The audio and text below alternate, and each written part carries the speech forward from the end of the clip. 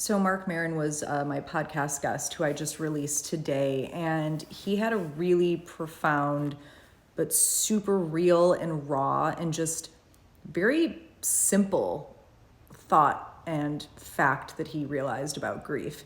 And that is, in the early stages at least, it's not controllable. And it's so interesting because when you first lose someone, you go through all of these things to try to manage it, to stop it, to help it, to slow it down, to numb it, whatever it is. And looking back on it now in those early days, like no matter how many books I read, no matter how many people I talked to, the waves of the grief and the pain and the sadness are just going to hit you no matter what.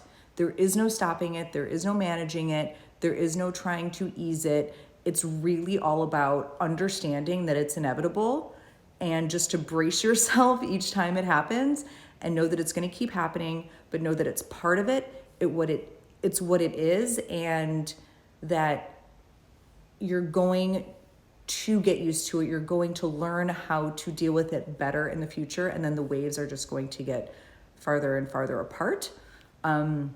And then eventually you get to a point where you're able to process things and manage things and understand things a little bit better. But in those early stages, it's just unmanageable. And that's a very interesting thing that he brought up in our podcast and talked about it. So if you haven't checked out that episode yet with Mark Maron, please listen to that episode of Comfort Food. It is very, very helpful and real and raw. And I just loved how open he was. So anyway, that's my grief chat of the day.